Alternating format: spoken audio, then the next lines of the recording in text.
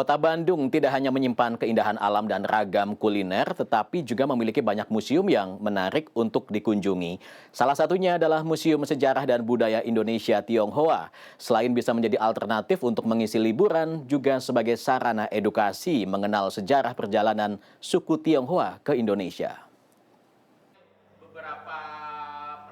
Sabtu siang 25 Januari 2025, Museum Sejarah dan Budaya Indonesia Tionghoa yang terletak di Jalan Nana Rohana, Kota Bandung, Jawa Barat ini ramai dikunjungi wisatawan.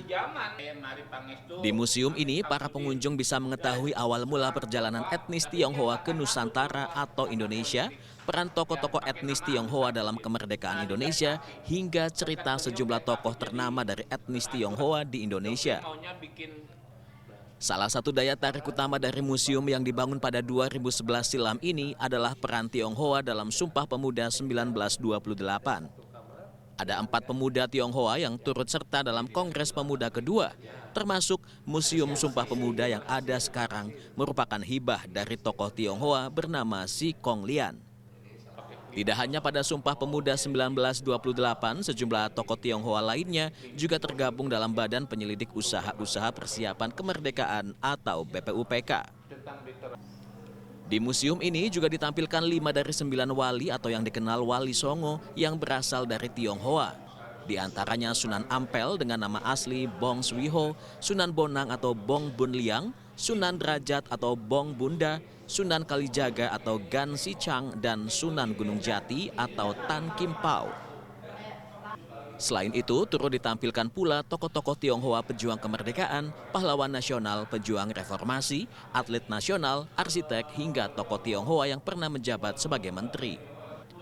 Menurut Ketua Bidang Pendidikan Yayasan Dana Sosial Priangan, Sugiri Kusteja, museum ini dibangun untuk memperkenalkan sumbangsih etnis Tionghoa dalam pembangunan Nusantara dan Indonesia, baik dalam bidang politik, pendidikan, ekonomi, sosial, hingga budaya.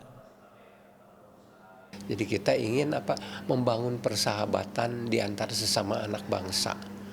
Ya, jadi kita cerita misalnya di sini ada sejarah asal muasalnya perantau datang di sini, ya. Nanti di sana ada kontribusi tokoh-tokoh Tionghoa dalam kemerdekaan, ya, yang ada dimakamkan di Taman Pahlawan dan sebagainya. Nah, itu dikumpulkan di sini. Para pengunjung mengaku mendapatkan wawasan tentang Tionghoa setelah mengunjungi museum ini. Saya beberapa kali udah pernah kesini dan cukup surprise ya. Ketika pertama kali datang ternyata banyak juga orang-orang Tionghoa yang sangat berdedikasi untuk bangsa Indonesia. Saya baru pertama kesini dan di sini juga saya lumayan takjub ya gitu ya. Soalnya banyak sejarah yang belum saya tahu di sini gitu. Saya baru tahu juga bahwa ada beberapa yang seperti Amir Syamsuddin itu ternyata orang Chinese dan tidak mau mengaku Chinese, saya juga baru tahu. Ya, itu aja saya. Museum Sejarah dan Budaya Indonesia Tionghoa dibuka setiap Senin hingga Sabtu dari pukul 9 pagi sampai 3 sore tanpa dipungut biaya alias gratis. Rencananya, museum ini akan direlokasi ke Pusat Sejarah dan Budaya Indonesia Tionghoa yang lebih modern. Zai Ul Haq, Rusman Rusmana, Bandung, Jawa Barat.